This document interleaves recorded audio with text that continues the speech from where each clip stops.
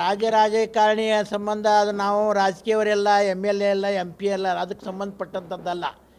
ಧರ್ಮ ದೃಷ್ಟಿಯಿಂದ ಯಾರು ಮಟ್ಟಕ್ಕೆ ಭಕ್ತರು ಬರ್ತಾರೋ ಅವ್ರಿಗೆ ಆಶೀರ್ವಾದ ಮಾಡ್ತಕ್ಕಂಥ ಕರ್ತವ್ಯ ನಮ್ಮದಾಗಿರ್ತಕ್ಕಂತೆ.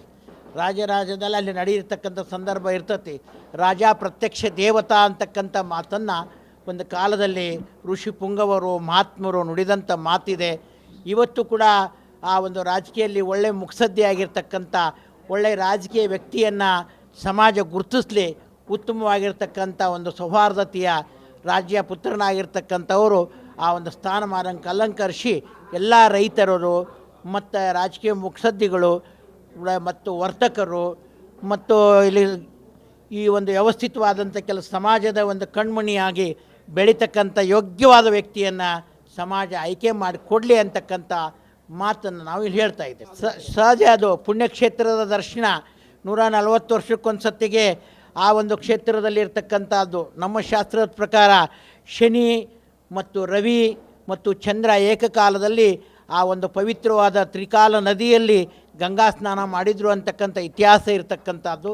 ಆ ಒಂದು ಪವಿತ್ರ ಗಂಗಾ ಸ್ನಾನಕ್ಕೆ ನಾವು ಕೂಡ DK ಶಿವಕುಮಾರಲ್ಲಿ ಹೋಗಿ ಒಂದು ಸಂಕಲ್ಪವನ್ನು ಮಾಡಿ ರಾಜ ಪ್ರತ್ಯಕ್ಷ ದೇವತಾ ಅಂತಕ್ಕಂಥ ವ್ಯಕ್ತಿ ಆ ಗಂಗಾ ದೇವತೆ ಅವರಿಗೆ ಆಶೀರ್ವಾದ ಮಾಡಲಿ ಅಂತಕ್ಕಂಥ ಸಂಕಲ್ಪದಲ್ಲಿ ಪಾಲ್ಗೊಂಡವರಾಗಿರ್ತೀವಿ.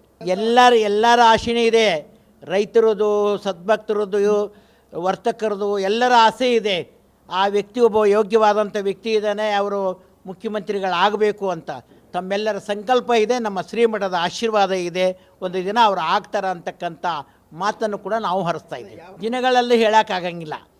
ದಿನಗಳನ್ನು ಚರ್ಚೆ ಮಾಡಿದಾಗ ನೀವು ನೋಡ್ತಾ ಇದ್ದೀರಲ್ಲ, ದಿನನಿತ್ಯದಲ್ಲಿ ನಡೀತಕ್ಕಂಥ ಚರ್ಚೆ ವಿವಾದಗಳು ಹೇಗೆ ನಡೀತಾ ಇದೆ. ಒಂದು ಎಲ್ಲರೂ ಹೇಳ್ತಾ ಇದ್ದಾರೆ, ಎಲ್ಲರ ಸಂಕಲ್ಪ ಇದೆ, ನಮ್ಮ ಶ್ರೀಮಠದ ಆಶೀರ್ವಾದನೇ ಇದೆ.